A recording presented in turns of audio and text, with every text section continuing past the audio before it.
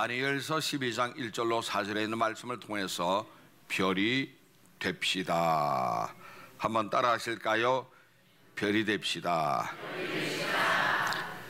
하나님께서는 그 백성들이 별이 되기를 원하십니다. 오늘 본문 3절 보니까 뒤에 있는 자는 궁창의 빛과 같이 빛날 것이요 많은 삶을 옳은 도로 돌아오게 한 자는 별과 같이 영원토록 빛나리라고 했습니다. 하나님께서는 당신의 형상과 모형대로 지어준 우리 인생이 처음에 복을 주셨습니다. 창세기 1장 28절 보니까 생육하고 번성하고 충만하고 정복하고 다스리라고 하는 5가지 종류의 복을 주셨습니다. 그런데 이 축복권이 아담과 하와가 죄를 지으면서 모든 것을 잃어버리고 말았습니다. 다시 한번 하나님께서 복을 주시기 위해서 믿음의 조상 아브라함을 선택하십니다. 아브라함을 통하여 언약을 맺고 그 뒤에 모세를 통하여 계약서를 씁니다. 종이에 쓴 것이 아니라 돌 위에 십계명을 씁니다. 그 다음 이스라엘 민족을 주님은 선택해서 언약을 직접 실행해 나가십니다.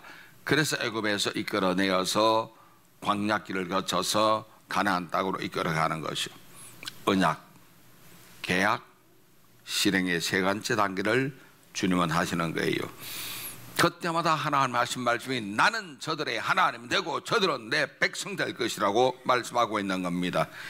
이러한 약속에 근거해서 오늘 본문 말씀을 주님은 주고 있는 겁니다. 첫째로 마지막 시대의 별이 되어야 합니다. 지금은 마지막 시대입니다. 말세지말이라는 마지막 때입니다. 오늘 본문 1절 보니까 그때 내 민족을 후비하는 강군주 미가엘이 일어날 것이요 또 환란이 있으리니 이는 개국 이래로 그때까지 없던 환란일 것이며 그때 내 백성 중에 책에 기록된 모든 자가 구원을 받을 것이라. 큰 환란이 있는 것은 예나 지금이나 우리 지금 대한민국도 같은 상황에 처해 있는 것입니다. 종말 시대 예언이라고 하는 것은 마치 창문 안에서 바라보는 바깥 산의 풍경과 똑같습니다. 창문 안에는 창틀이 있잖아요. 창틀을 열고 보면 바깥 풍경이 보이는 겁니다. 산이 있는데 산이 겹쳐 보입니다. 먼 산이 있고 중간 산이 있고 가까운 산이 있는데 우리 눈엔 겹쳐 보이지만 실제 거리는 몇 킬로, 몇십 킬로, 수백 킬로가 될 수도 있는 것입니다. 창틀과 같이 종말의 예언은 역사 속에서 하나하나 성취되어 가고 있었습니다. 안티오쿠스 에피파네스라는 사람이 이스라엘 민족을 엄청나게 박해했습니다. 그 왕은 이스라엘 나라를 정복한 뒤에 수많은 사람을 십자가에 처형했고 이 끔찍한 고통은 종말 시대의 환란의 모습을 우리에게 그림자로 보여주고 있는 모습입니다. 그리고 AD 70년경에 로마의 티투스 장군에 의해서 예루살렘은 함락되었고 예수님이 예언 말씀 그대로 돌 위에 돌 하나 남지 않을 정도로 성벽은 가루가 되어버리고 말았고 그때 죽임당한 유대인의 숫자가 100만 명이었습니다. 전 세계 인구가 그 당시만 해도 1억이 안 될 때였으니까 100만 명 유대인 죽었다는 것은 거의 전멸 수준으로 죽었다는 소리입니다. 티투스는 그 뒤에 로마의 황제가 되었죠. 이 모든 것도 종말의 말세 모습을 우리에게 보여주고 있는 것입니다. 그런데 이 사건들은 마치 하나의 창틀과 같은 겁니다. 창틀을 열어놓고 창문 안에서 볼 수 있는 산이 진정한 종말의 산인 것입니다. 그것은 뭐냐? 예수 그리스도의 재림입니다. 주님이 구름 타고 올라가셨듯이 다시금 이 땅에 오실 때도 성경 분명히 말하고 있습니다. 주께서 호령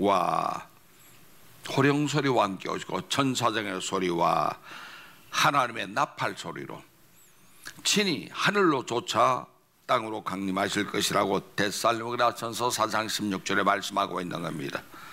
주님의 나팔 소리. 우리 부르는 찬송에도 나팔 불 때 나의 이름, 그렇죠. 하나님의 나팔 소리는 내 귀에는 내 이름 부르는 소리로 들릴 수밖에 없는 거예요. 마지막 때 종말의 징조례에서도 오늘 4절 보세요. 다니엘아, 마지막 때까지 말을 간수하고 이거를 봉함하라. 많은 사람이 빨리 왕래하며 지식이 더하리라. 두 가지 징조가 있죠. 빨리 왕래한다. 수천 년 동안 인간이 왕래할 때는 걸어 다니든지 기껏 뛰어 다니든지 아니면은 말 타고 다니는 것이 수천 년의 일상이었지만 200년 전에 사르맹만 그 시대 이후로부터 자동차 발명되면서 왕래가 갑자기 빨라집니다. 왔다 갔다 합니다. 옛날에 한 달 걸리던 것을 지금 4시간이면 왔다 갔다 할 정도로 속도가 빨라졌고, 배로 다니고 비행기 다니고 로켓도 다니면서 속도가 엄청 빨라졌어. 빨리 왕래하며 지식이 더하리라. IBM 컴퓨터 만들면서 모든 세상 지식이 컴퓨터에 저장할 수가 있었죠. 스티브 잡스의 애플사에서 개인 컴퓨터를 만들면서 PC 시대가 열렸고, 퍼스널 컴퓨터가 내 책상 위에 있으면서 세계 모든 지식은 내 책상 위에서 놀게 되었고, 역시 애플의 스티브 잡스가 스마트폰을 만들면서 손 안에 컴퓨터 시대가 되었던 거예요. 지식이 더하리라. 여러분, 초등학교 아이들 지식이 과거에 박사보다 세종대왕보다 훨씬 더 많은 지식을 가지고 있는 것이 종말의 징조 중에 하나가 되는 것이죠. 급기야는 전 세계는 4차 산업혁명 시대로 도래했습니다. 과학의 진보는 과학자만의 영역이 아닙니다. 모든 인류의 삶을 송두리째 바꿔버리고 말았습니다. 자동차는 핸들 잡고 운전해야 되는 거로 알았는데 무인 자동차 시대가 다가왔습니다. AI라는 인공지능이 만들어졌습니다. 인간을 이기는 수준입니다. 병원에 수술할 때 로봇 수술을 시술하고 있는 겁니다. 은행 거래도 종이 동장이 필요 없이 인터넷 가지고 거래하고 있잖아요. 손 안에 컴퓨터, SNS를 통해서 전 세계 사람들에게 내 소식을 공유하며 알릴 수 있게 되었고, 가상의 현실을 안경 같은 걸 쓰고 쳐다보면은 현실처럼 나타나 보이는 시대가 되어버리고 말았습니다. 문제는 이 세계가 너무 빨리 급변하다 보니까 따라가기가 숨찬 거예요. 디지털 시대가 되다 보니까 나이 든 어른들은 아날로그 세대가 돼서 그 쫓아가기가 너무 힘듭니다. 모르면 컴맹 아니면 무지로 전락해버리고 마는 겁니다. 그러니까 여러분, 엄청난 지식 속도 시대로, 지식 사회로 변화돼 버리고 말았습니다. 이러한 종말 시대 징조로서 성경 마태복음 24장에는 여러 가지로 말씀하고 있습니다. 난리와 난리의 소문이 일어날 것이요, 매스컴 발달 때문에 온 매스컴이 난리 한 군데 나면은 온데 나팔 불고 떠들고 있잖아요. 그 다음 적 그리스도가 출현할 것이라. 아직까지 나타나지 않았지만 지금 준비 단계로 어느 구석에서 적 그리스도가 세계적인 지도자로 나타날지 모르는 시대입니다. 첫째, 기근이 있고 지진이 있으리라. 어떤 사람 너무 많이 먹어가지고 다이어트 한다고 난리인데 한쪽에서는 굶어 죽는 사람이 있으니 이러한 아이러니가 어디 있겠습니까? 전 세계 인류의 3분의 1이 잘 때 배가 고픈 상태에서 잠을 자고 있다고 합니다. 우린 배고프면 라면 끓여 먹어야 잠이 오잖아요. 그들은 굶고 있다는 것입니다. 기근이 있고 지진이 있고 기상이변이 있고 말세의 징조 중에 하나입니다. 우리 어릴 때 초등학교 다닐 때 중학교 시험 쳤습니다. 공부 잘하는 아이들 경기중학교 시험 쳤는데도 운나쁨 떨어졌습니다. 왜? 그때 시험 문제 중에 우리 한반도에는 지진이 있을까요? 없을까요? 우리 배운 거대로 없습니다. 선아이들은 경기중학교 들어갔습니다. 지진이 있어요. 선아이들은 경기중학교 땡 떨어졌습니다. 지금 지진이 있잖아요. 한 해 20번, 그 다음에 40번, 그 다음에 80번, 그 다음 120번, 370번 해마다 지진이 증가하고 있으니 그때 경기중학교 들인 아이들 어디 가서 보상받나요? 그렇잖아요. 그럼 여러분 지진이 한 번 있다가 두 번 있다가 세 번 있다가 10번, 100번 우르르 쿵쾅 결국 무너지고만 이런 시대에 우리가 지금 살고 있는 겁니다. 더군다나 연일 쏟아지고 있는 놀라운 사건들 보세요. 옛날이라면 난리날 사건입니다. 친아버지가 친딸을 죽여가지고 파묻는 이런 일이 있을 수가 있습니까? 매일같이 끔찍한 사건이 터지다 보니까 면역이 돼가지고 무덤덤합니다. 웬만한 사건은 그냥 그런가 보다 저런가 보다.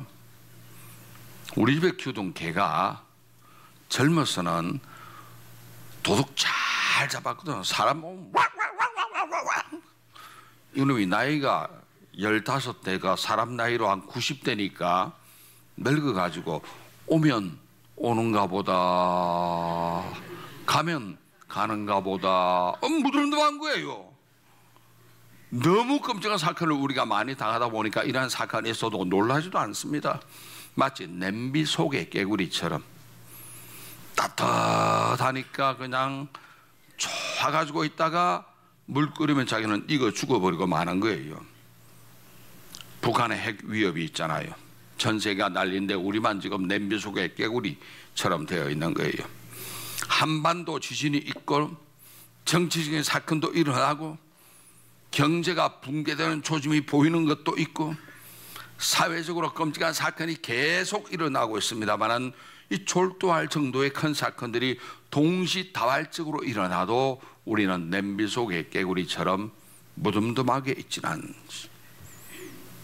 이러한 사건에 대해서 우리의 신앙 자세는 어떻게 해야 할까요? 오늘 주님은 우리에게 별과 같이 빛날 것이요. 별은 약해 보이지만 빛을 냅니다. 날씨가 흐리면 안 보이고 날씨가 맑게 되면 별빛 잘 보이는 거예요.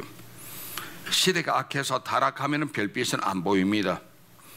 시대가 청결하면 별빛은 찬란하게 빛이 비칩니다. 과거 예수님 나설 때 동방박사 세 사람이 별을 보고 그 빛을 따라서 아기 예수님을 찾아왔습니다. 그럼 저와 여러분도 별이 되어서 세상에 헤매고 있는 많은 사람들, 주님을 만나지 못하는 사람들 별이 되어서 반짝반짝 빛나면서 예수님께 인도해야 되겠습니다. 그들이 예수님 만나고 나면은 별은 사라지는 거예요. 별이 폼잡고 내가 주인이잖아. 아니요.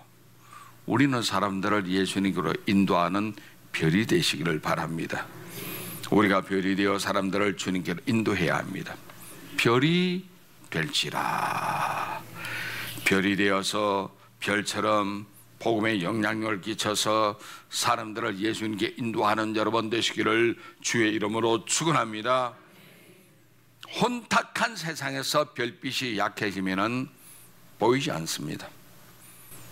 그래서 우리는 더 거룩해야 되고 더 경건해야 되고 더 성령 충만해야 되고 그래야 별빛을 강하게 비추게 될 줄로 믿습니다.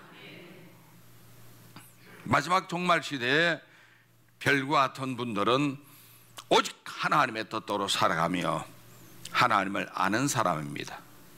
지식으로 아는 것이 아니라 알고 마음으로 믿는다는 소리죠. 그래서 강하고 믿음의 용맹을 떨치는 여러분 되시기를 주의 이름으로 축원합니다. 다니엘서 11장 32절 오직 자기 하나님을 아는 백성은 강하여 용맹을 떨칠지라. 하나님을 아는 백성이라는 것은 지식으로 알고 믿음으로 받아들이는 거예요. 지식과 믿음이 동시에 있는 것이 복음주의 신학자 제임스 쉐이크의 한 말이 있습니다.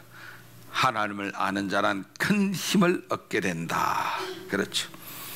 시편 91편 14절에 있는 말씀에도 그가 내 이름을 안적 내가 그를 건지리라. 하나님을 안다, 믿는다는 소리입니다. 기도의 힘, 기도할 믿음의 용기가 우리에게 있어야 되겠습니다. 다니엘은 진정 하나님을 알기 때문에 주님께 기도했습니다. 다니엘서 9장 3절 보니까 내가 금식하며 베옷을 입고 죄를 덮어 쓰고 주 하나님께 기도하여 간구하기를 결심하고, 하나님께 기도하기를 결심하는 여러분 되시기 바랍니다. 다니엘은 하나님의 이름을 알았기 때문에 하나님께서 그를 높이 들어서셔서 바빌론 제국의 국무총리로 세웠습니다. 우리는 하나님을 바로 알고 확실히 믿고 그 하나님께 기도하는 여러분 되시기 바랍니다. 종말의 때에, 마지막 때에 별이 되어서 사람들에게 예수 이름을 보여주는 여러분 되시기를 주의 이름으로 축원합니다. 두 번째, 영원한 별이 되어야 합니다. 잠깐 반짝하고 사라지는 별이 아닙니다. 반짝반짝하고 꺼서도 안 됩니다. 하나님을 섬기고 예수님을 비추는 별은 하나님을 위해 계속 빛을 비춰야 합니다. 내 기분대로 비추고 내 방식대로 하다가 에이 안 할래 때려치워, 안 됩니다. 영원토록 비추는 여러분 되시기를 주의 이름으로 축원합니다. 오늘날 세상의 별은 스타라 그러죠. 스타. 연예인이나 스포츠 스타를 스타들이라고 합니다. 할리우드 스타든 국내의 스포츠 스타는 나름대로 즐기며 타락한 삶을 살다가 비극적으로 인생을 마감한 경우가 참 많이 있습니다. 그래서 스타는 스스로 타락한 자의 준말이죠. 왜 그들은 이렇게 될까? 물론 여러 가지 이유가 있겠습니다만 그들의 인기나 기량이 항상 최정상에 있는 건 아니잖아요. 언젠간 떨어집니다. 인기 떨어지면 인생도 곤두박질 쳐버리고 말한 것이고, 그것 때문에 사람들은 우울증 걸리거나 공황장애 일으키거나 정신적으로 문제 일으키거나 혹은 알코올한다, 마약한다, 그러다 결국은 인생을 자살로 마감해 버리는 경우가 없잖아 있습니다. 오늘 본문에서 하나님은 우리가 영원한 별이 되라, 하늘나라 스타 되라고 말하고 있는 거예요. 3절에 보니까 주위에 있는 자는 궁창의 빛과 같이 빛날 것이요 많은 사람을 오른도로 도로게 한 자는 별과 같이 영원토록 빛나리라. 그 근거가 어디에 있나요? 많은 사람을 오른도로 돌아오게 한 자입니다. 이 일을 온전히 이루신 분은 우리 주님 예수님밖에 없는 거예요. 지구상의 수억 수십억 사람들을 오른도로 천국으로 이끌어 가신 분은 예수님밖에 없는 거예요. 그래서 예수라는 이름은 자기 백성을 그들의 죄에서 구원할 자라는 뜻을 가지고 있는 겁니다. 마태복음 1장 21절에 보니까 가브리엘 천사가 계시해 준 말씀이 있습니다. 아들을 낳으리니 이름을 예수라 하라. 이는 그가 자기 백성을 그들의 죄에서 구원할 자이심이라 하더라. 그렇죠. 죄에서 구원할 자같이 오른도로 이끄는 자는 영원히 빛나는 별처럼 빛날 것을 주님은 우리에게 말씀하고 있는 겁니다.